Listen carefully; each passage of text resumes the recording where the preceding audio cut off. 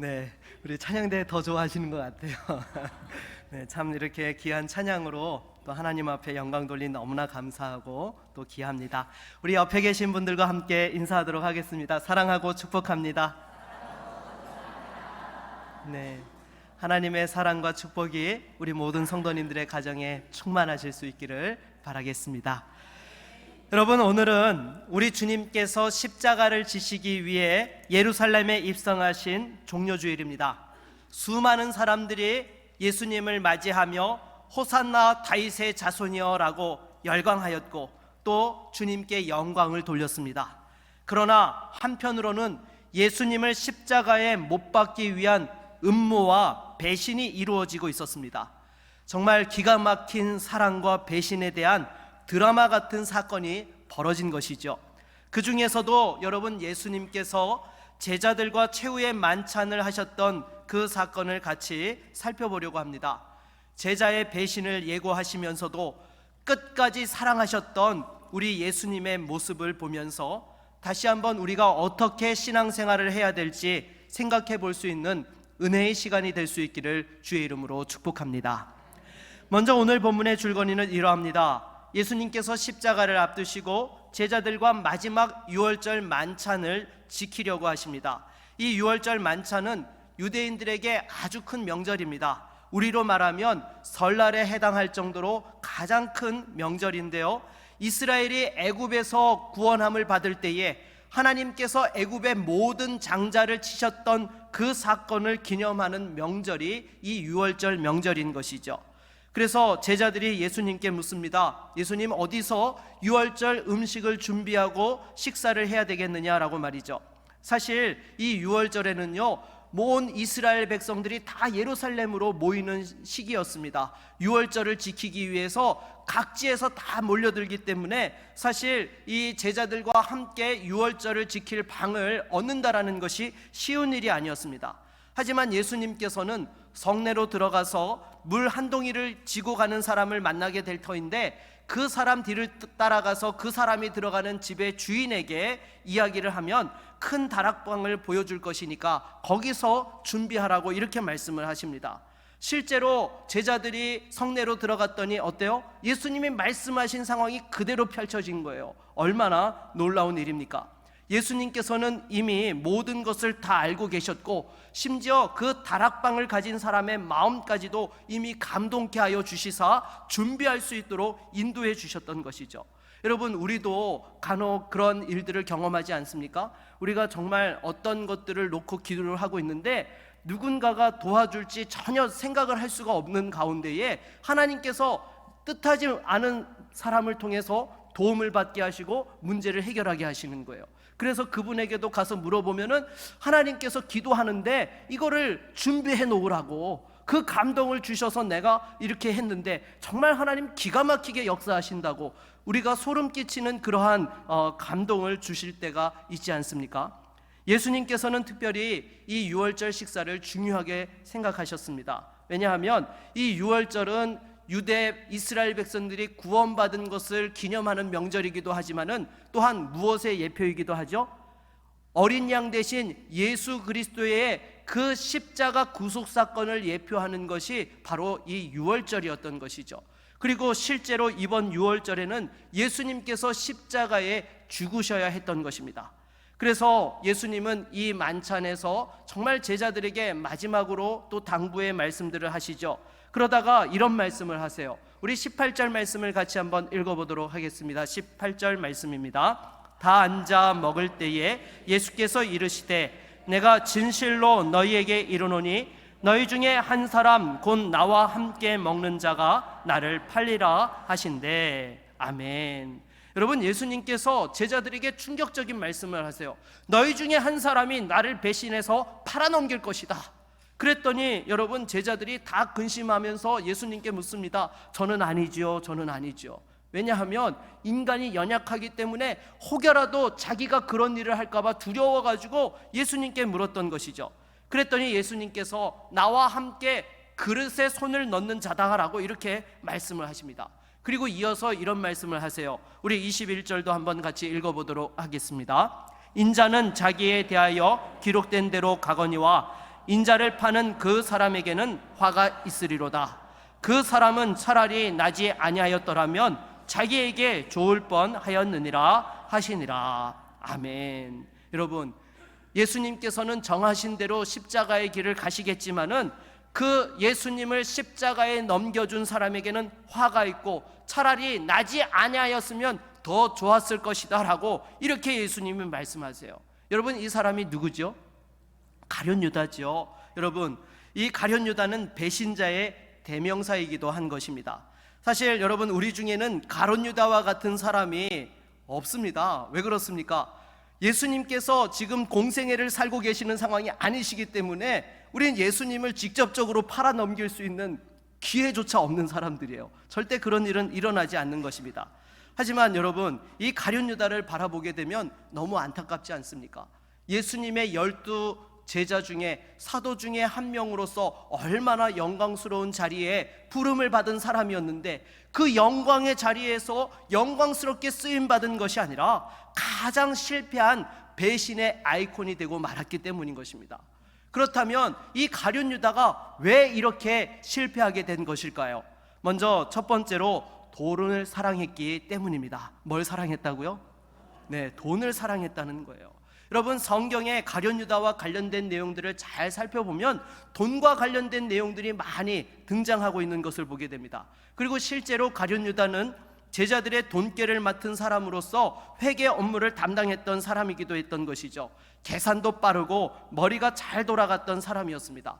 그래서 예수님의 그 십자가를 앞두고 마리아가 향유옥합을 깨뜨려가지고 예수님의 장사를 준비하며 주님 앞에 귀한 섬김으로 영광을 돌렸을 때에 이 사람은 무엇이라고 이야기를 했습니까? 우리 5절 말씀을 같이 한번 읽어보도록 하겠습니다. 5절입니다. 이 향유를 300데나리온 이상에 팔아 가난한 자들에게 줄 수 있었겠도다 하며 그 여자를 책망하는지라. 아멘. 여러분, 이 말이 누가 한 말이에요? 가룟 유다가 한 말이에요. 여러분, 가룟 유다는 복잡하게 따지지 않아도 순간적으로 그 향유 나드 한 옥합의 가격이 300데나리온 이상이라는 것을 바로 파악이 되었던 것입니다. 그리고는 여러분, 이거를 가난한 자들에게 사용해야지 왜 이렇게 허비하느냐라고 오히려 이 마리아를 책망하였던 것이죠. 그것은 가난한 자들을 진심으로 생각했기 때문입니까? 그렇지 않습니다. 요한복음을 보게 되면 그중 얼마를 해먹을 수 있었는데 그 기회를 놓쳐서 아까워가지고 그렇게 했다라는 설명이 나옵니다. 여러분, 가룟 유다의 돈 욕심은요, 여기서 끝나지 않아요. 심지어 나중에 대제사장을 찾아가서 뭐라고 딜을 합니까? 우리 마태복음 26장 15절을 한번 읽어볼까요? 같이 읽겠습니다. 내가 예수를 너희에게 넘겨주리니 얼마나 주려느냐 하니 그들이 은 30을 달아 주거늘. 아멘. 여러분, 지금 이 가룟 유다가 누구를 팔아 넘겨요? 예수님을 팔아 넘기는 겁니다. 그것도 은 30에 당시에 성인 노예 한 사람의 값에 해당하는 금액을 받고 예수님을 팔아 넘긴 거예요. 여러분, 정말 우리는 예수님을 이렇게 팔아 넘길 일은 없지만은요, 그러나 우리도 조심해야 되는 것입니다. 왜 그렇습니까? 돈 문제 때문에 신앙을 우리가 저버리는 일들이 얼마나 많습니까? 실제로 여러분, 우리가 살아가는 현실에 돈만 있으면 안 되는 일이 없습니다. 웬만한 일은 다 처리가 됩니다. 그러다 보니까 우리도 모르게 여러분, 이 하나님을 생각하는 것보다도 돈을 의지하는 경우들이 많아요. 실제로 여러분, 우리가 문제가 생기면 가장 먼저 해야 될 게 뭐죠? 기도해야 되죠. 그런데 실제로 여러분, 기도를 먼저 하십니까? 통장의 잔고를 먼저 살피십니까? 여러분, 우리가 통장의 잔고를 살필 때가 너무 많다는 거예요. 기도를 하기에 앞서서 오히려 하나님보다도 돈을 의지하는 일들이 너무나 많다라는 것입니다. 물론 우리가 돈 없이 살아갈 수 있는 사람은 단 한 사람도 없습니다. 그리고 돈을 싫어하는 사람이 누가 있습니까? 아마 여러분, 지금 만약에 여러분 통장에 누가 갑자기 1억 원을 꽂아준다고 생각해 보십시오. 그러면 여러분, 그거 쓰는데 며칠이면 됩니까? 네, 하루면 끝나지 않겠어요?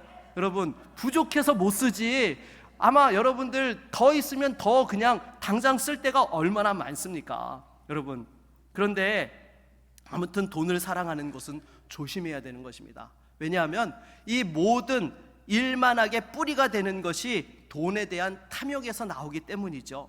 그리고 돈을 사랑하는 마음이 지나치게 되면 결국에는 가룟 유다와 같은 인생이 될 수 있다라는 거예요.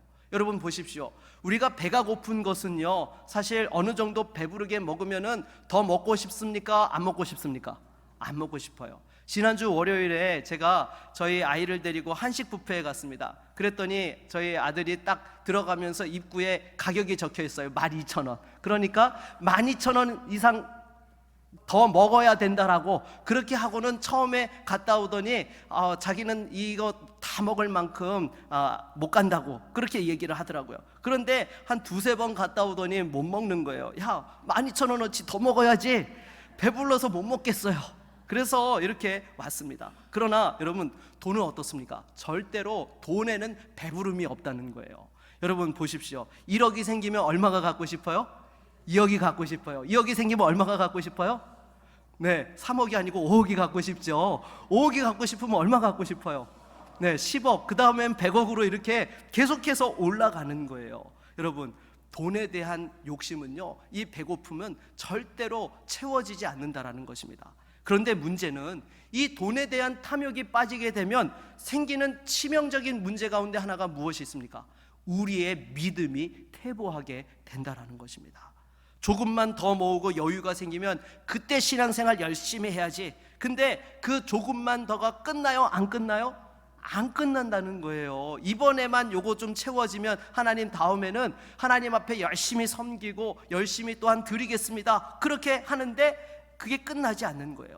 결국에는 주님이 기뻐하시는 일은 뒤로 미루다가 나도 모르게 영혼의 파산을 맞이할 수 있게 된다라는 것입니다. 여러분, 회사만 부도나고 파산하는 게 아니에요. 우리의 믿음과 영혼도 파산하고 부도날 수 있다라는 것입니다. 그러기에 여러분, 우리가 항상 잊지 말아야 될 것이 무엇입니까? 사람은 떡으로만 살 것이 아니요, 하나님의 입에서 나오는 모든 말씀으로 살아가는 줄로 믿습니다. 여러분, 이 사실을 기억할 때에 우리가 돈에 대한 탐욕을 이기고 하나님 앞에서 영광스럽게 쓰임받게 되는 것이죠. 우리 옆에 있는 분들과 이렇게 한번 인사할까요? 돈이 아니라 하나님 말씀으로 삽시다. 네. 두 번째로요, 이 가룟 유다가 망했던 이유가 무엇이냐? 자기 뜻을 고집했기 때문인 것입니다. 여러분, 가룟 유다는 하나님 뜻보다도 인간의 뜻, 사람의 뜻을 고집했던 사람이에요. 특별히 이 가룟 유다를 보게 되면 성경에서 열심당원이라고 이렇게 소개하고 있는 것을 볼 수 있죠. 여러분, 이 열심당원이라는 것이 무엇입니까? 당시에 무력투쟁으로서 이스라엘을 로마에서 해방시키려고 했던 정치 세력의 이 모임이 있었습니다. 그 열심당원이었던 사람이 가룟 유다였던 것이죠. 그런데 어떻게 이 열심당원이었던 가룟 유다가 예수님의 제자가 되었는지 그 과정에 대한 자세한 내용은 기록되어져 있지 않기 때문에 알 수가 없습니다. 하지만 추측해 보건대 여러분, 가룟 유다가 예수님께서 이스라엘을 로마에서 해방시킬 수 있는 유일한 메시아라고 확신했던 것 같습니다. 실제로 여러분, 예수님께서는 그런 능력이 있으셨어요? 없으셨어요? 있으셨지요. 왜냐하면 백성들이 먹을 것이 없어 하니까 어떻게 하셨어요? 오병이어의 기적을 베풀어 주셨습니다. 먹는 문제를 해결해 주셨죠. 그리고 병든 자가 있으니까 그 병을 고쳐 주셨고, 귀신 들린 자에게는 귀신을 내쫓아 주셨습니다. 그리고 서기관과 바리새인, 또 정치 종교 지도자들과 만나서 그 여러 가지 대화를 할 때에도 그 가르침에서 그들을 압도하는 교훈과 권세를 가지고 계셨던 분이 우리 주님이셨어요.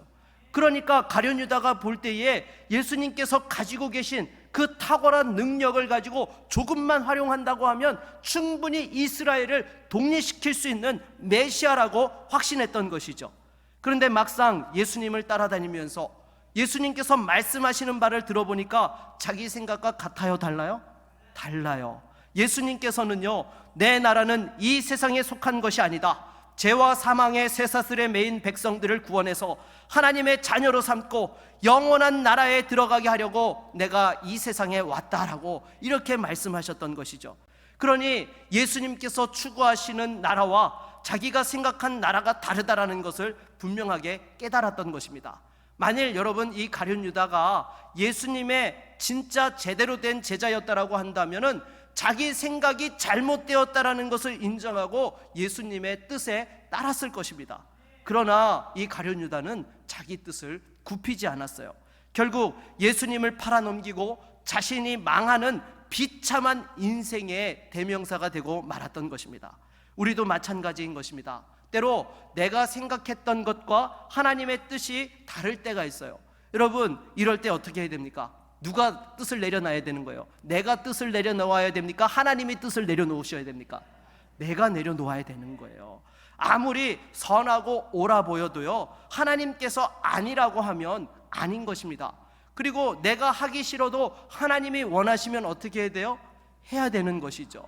여러분, 예수님을 보십시오. 그 십자가를 앞두고 겟세마네 동산에서 정말 이 잔을 할 수만 있으면 내게서 옮겨달라고. 여러분, 솔직히 예수님이 십자가를 져야 될 이유가 무엇이 있었습니까? 아무것도 없었습니다. 오직 하나님 아버지의 뜻이셨고, 또한 이 구원받은 사람들을 하나님의 자녀로 정말 축복의 길로 인도하시기 위한 그 하나님의 뜻 때문에 십자가를 지셔야 하셨던 것이죠. 우리 주님께서 내 뜻대로 마옵시고 아버지 뜻대로 하옵소서라고 그 십자가를 지셨을 때에 저와 여러분들이 구원받고 하나님의 자녀가 되는 은혜와 축복을 누리게 된 것입니다. 우리도 마찬가지인 것입니다. 여러분, 하나님의 뜻에 순종할 수 있기를 바라겠습니다. 여러분, 기본적으로 하나님의 뜻이 무엇입니까? 첫 번째는 거룩이에요. 내가 거룩하니 너희도 어떻게 하라고요? 거룩하라라고 말씀하셨습니다. 세상에서 하나님을 믿는 자녀로서 분명한 구별점이 있고 하나님의 자녀됨을 드러낼 수 있어야 되는 것이죠. 두 번째는 사랑입니다. 여러분, 하나님은 사랑이시죠. 친히 독생자까지 아낌없이 내어주셨고, 이 가룟 유다가 예수님을 배신하는 것을 알고 계셨음에도 불구하고 끝까지 사랑하셨던 분이 바로 우리 주 예수 그리스도이셨던 것입니다. 우리가 그 사랑을 힘입어 사는 자로서, 또한 우리도 그 사랑의 통로로서 쓰임받는 성도가 되어야 할 줄로 믿습니다. 세 번째로는 공의이죠. 여러분, 하나님께서는 의로우시기에 또한 예수님을 십자가에 대신 죽게 하사 우리의 죄값을 담당하게 하셨던 것입니다. 그러기에 여러분, 우리도 이 땅 가운데에서 하나님의 정의가 실현되는 일에 앞장서는 믿음의 삶을 살아야 되는 것입니다. 네 번째로는 헌신인 것이죠. 여러분, 예수님께서 누구든지 나를 따라오려거든 무엇을 지고 예수님을 따르라고 하셨죠? 자기 십자가를 지고 예수님을 따르라고 말씀하셨어요. 여러분, 자기 십자가를 진다는 것이 결국 무엇입니까? 하나님 나라와 복음을 위해서 나를 드리고 헌신하는 거예요. 이것을 위해서 시간과 물질과 몸과 마음을 드리라는 것입니다. 다섯 번째로는요, 하나님 나라인 것입니다. 이것을 위해서 복음을 전파하고 또한 하나님의 다스림이 온전히 이루어지는 것에 우리가 앞장서는 것이 바로 하나님의 뜻인 줄로 믿습니다. 그런데 우리는 이 하나님의 뜻보다 자기 뜻을 앞세울 때가 많습니다. 결국 세상의 위기가 어디에서 비롯된 것입니까? 교회의 위기가 어디에서 비롯된 것입니까? 또 우리 개인의 위기가 어디에서 비롯된 것입니까? 바로 하나님의 뜻보다 자기 뜻을 앞세웠기 때문이라는 것입니다. 그렇다면 여러분, 우리가 내 뜻보다도 하나님의 뜻대로 살기 위해서는 어떻게 해야 되겠습니까? 우리 로마서 12장 2절 말씀을 같이 한번 읽어보도록 하겠습니다. 너희는 이 세대를 본받지 말고 오직 마음을 새롭게 함으로 변화를 받아 하나님의 선하시고 기뻐하시고 온전하신 뜻이 무엇인지 분별하도록 하라. 아멘. 여러분, 이 세대를 본받는 것이 아니라 세상의 기준으로 살아가는 것이 아니라 마음을 새롭게 하고 변화를 받아서 하나님의 선하시고 기뻐하시고 온전하신 뜻을 분별해야 되는 것입니다. 결국 우리의 영안의 눈이 열려서 하나님의 일하시는 것을 보고 하나님의 일하심을 듣고 나아갈 때에 하나님의 뜻 가운데서 또한 쓰임받는 믿음의 삶을 살 수 있는 것이죠. 그래서 가정과 일터에서 교회에서 무엇보다 내 뜻을 고집하는 자가 되지 아니하고 하나님의 뜻을 따라서 또한 영광 돌리며 쓰임받는 믿음의 성도님들이 다 되시기를 바라겠습니다. 우리 옆에 있는 분들과 이렇게 한번 인사할까요? 내 뜻대로 살지 말고 하나님 뜻대로 삽시다. 네, 정말이시죠? 네, 하나님 뜻대로 살며 영광 돌릴 수 있기를 바라겠습니다. 세 번째로 가룟 유다가 멸망했던 이유는요, 경고를 무시했기 때문입니다. 여러분, 오늘 본문에도 보게 되면은 예수님께서 세 번이나 직간접으로 경고하셨던 것을 보게 됩니다. 맨 처음에는 간접적으로 경고를 하셨죠. 어떻게 경고하셨습니까? 너희 중에 한 사람, 곧 나와 함께 먹는 자가 나를 팔 것이다 라고 해서 너희 중에 한 사람이라고 누구라고 지칭하지 않고 그 중에 한 명이라고 이렇게 간접적으로 예수님께서 경고하셨던 것입니다. 이거는요, 여러분, 예수님께서 왜 그렇게 하신 거죠? 돌이키고 회개해서 절대로 망하지 말라고 기회를 주신 거예요. 그리고 두 번째로는요, 직접적으로 경고를 하셨죠. 나와 함께 그릇에 손을 넣는 자라고. 아마 그 순간에 음식을 먹으려고 예수님과 함께 가룟 유다의 손이 그 그릇에 들어와 있었던 것 같습니다.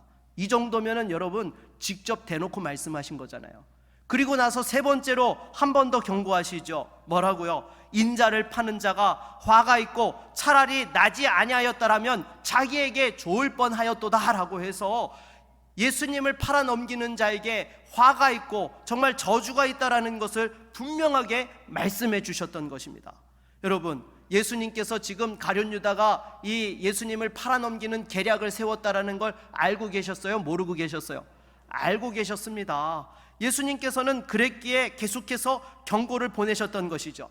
만일 이 가룟 유다가 조금이라도 일말의 양심이 있었다라고 한다면은, 아, 예수님이 모든 걸 다 알고 계시는구나, 예수님 제가 죽을 죄를 지었습니다, 저를 용서해 주십시오 라고 그 자리에서 엎드려 회개하고 돌이켰어야 되는 것입니다.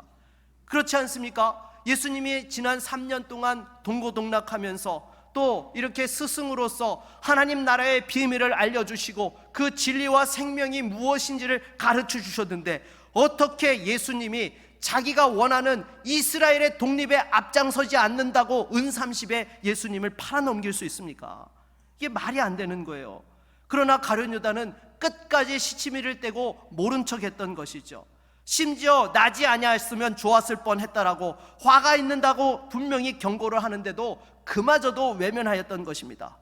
그러기에 결국에는 돌이킬 기회가 있었음에도 불구하고 회개치 않고 멸망의 길로 가고 말았던 것이죠. 여러분, 우리들도 마찬가지인 것입니다. 주님께서 경고의 메시지를 주실 때에는요, 여러분, 절대로 무시하면 안 되는 거예요. 여러분, 한국교회도 지금 여러 차례 경고를 받았잖아요.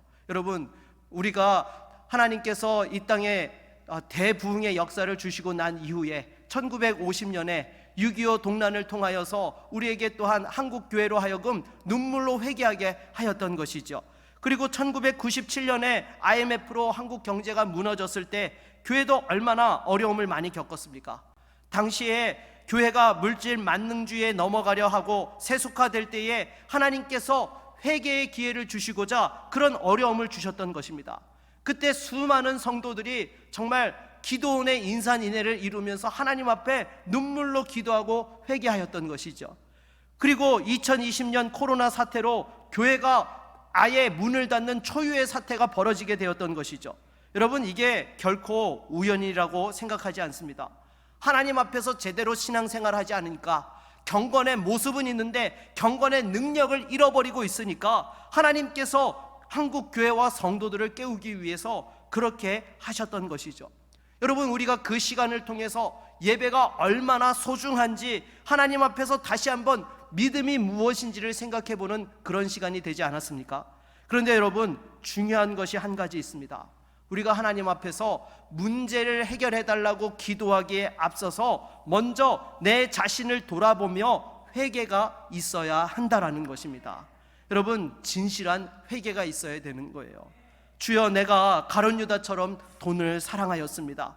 입술로는 하나님을 사랑한다고 하나님의 뜻대로 산다 하면서도 실제로는 내 마음대로 살았습니다. 가룟 유다처럼 경고를 받으면서도 우습게 여기고 무시했습니다. 주님의 마음을 아프게 한 저를 용서해 주십시오라고 정말 주님 앞에 눈물로 회개해야 되는 것입니다. 그리고 여러분, 회개할 때에 중요한 것이 하나 있죠. 그것은 말로 몇 마디 하고 눈물을 흘린다고 그걸로 회개했다고 끝내면 됩니까? 안 됩니까? 안 됩니다. 회개에 합당한 열매를 맺어야 되는 거예요. 여러분, 제가 지난 금요일에도 말씀을 드렸지만 진짜 믿음은 믿는 대로 행하는 순종까지 이어져야 한다라고 말씀을 드렸죠. 그렇다면 진짜 회개도요, 회개하는 대로 어떻게 해야 돼요? 회개하는 대로 행하고 순종해야 되는 것입니다. 회개의 열매를 맺어야 되는 거예요. 그것이 진실한 회개이고, 그럴 때 하나님의 회복의 역사와 축복이 임하게 되는 것입니다. 여러분, 호세아서 6장 1절로 2절을 같이 한번 읽어보도록 하겠습니다. 같이 읽습니다. 오라, 우리가 여호와께로 돌아가자. 여호와께서 우리를 찢으셨으나 도로 낫게 하실 것이요, 우리를 치셨으나 싸매어 주실 것임이라. 여호와께서 이틀 후에 우리를 살리시며 셋째 날에 우리를 일으키시리니 우리가 그의 앞에서 살리라. 아멘. 여러분, 진실한 회개의 자리로 나아갈 때에 하나님께서 다시금 회복의 역사로 우리와 함께해 주시는 줄로 믿습니다. 말씀을 맺겠습니다. 이번 주간에 이제 고난주간이 시작되어집니다. 다시 한번 예수님의 그 십자가의 고난을 묵상하면서 우리가 하나님 앞에서 믿음으로 살지 못하였고 회개치 못하였던 것들이 있다라고 한다면 다시 한번 말씀 앞에서 내 자신을 돌아보며 진실한 회개로 나아가고 그 십자가의 은혜를 경험하는 믿음의 삶을 살 수 있기를 바라겠습니다. 그래서 이 세상 유혹을 물리치고 다시 한번 주님과 동행하면서 승리하며 영광 돌리는 믿음의 종들이 다 되실 수 있기를 주의 이름으로 축원합니다. 우리 한번 같이 찬양하고 말씀을 의지하여 기도하는 시간 갖도록 하겠습니다.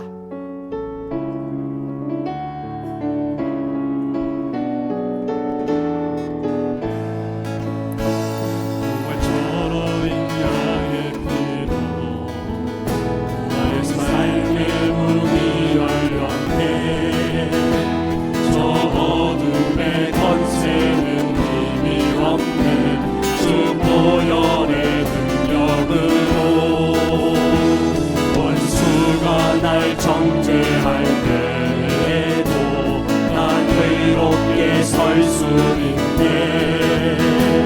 난 더 이상 정죄함 없네. 난 주보혈 아래 있네. 난 주보혈 아래 있네. 그 피로 내 제사했네.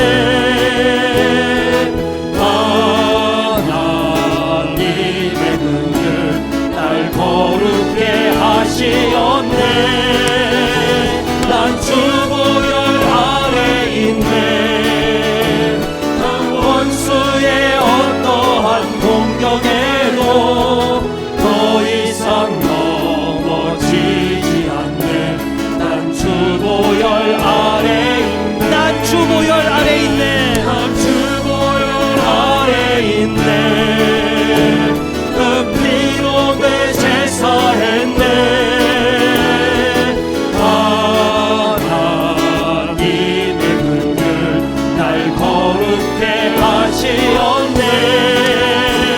난 주보혈 아래 있네. 난 원수의 어떠한 공격에도 더 이상 넘어지지 않네. 난 주보혈 아래 있네. 여러분, 이 시간 다시 한번 말씀을 의지하며 주 앞에 나아가기 원합니다. 하나님보다도 돈을 의지하고 세상의 기준으로 내 뜻대로 살아가며 하나님의 경고를 무시하고 있지는 아니하였습니까? 주여, 다시 한번 이 시간 말씀을 의지하여서 하나님 앞에 돌이키는 복된 믿음의 인생이 되게 하시고 하나님의 은혜의 자리를 온전히 회복하게 하여 주시옵소서. 주의 보혈로 우리를 깨끗하게 씻어주시고 새롭게 하여 주시옵소서. 우리 함께 같이 기도하며 나아갑니다. 주여, 하나님 아버지, 이 시간 주 앞에 기도합니다. 사랑하는 주의 성도들을 지켜 주시옵소서.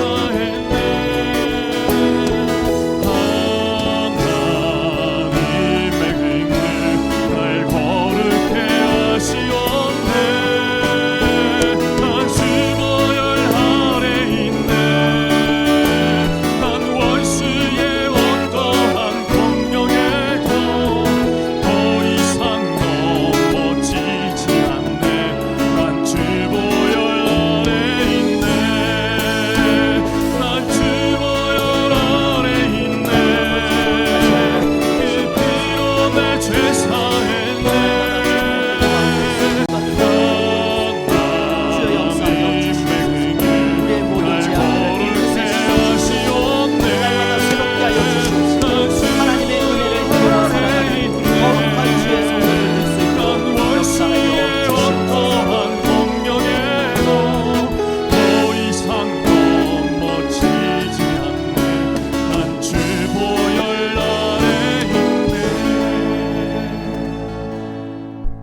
예수님의 이름으로 기도드립니다. 아멘.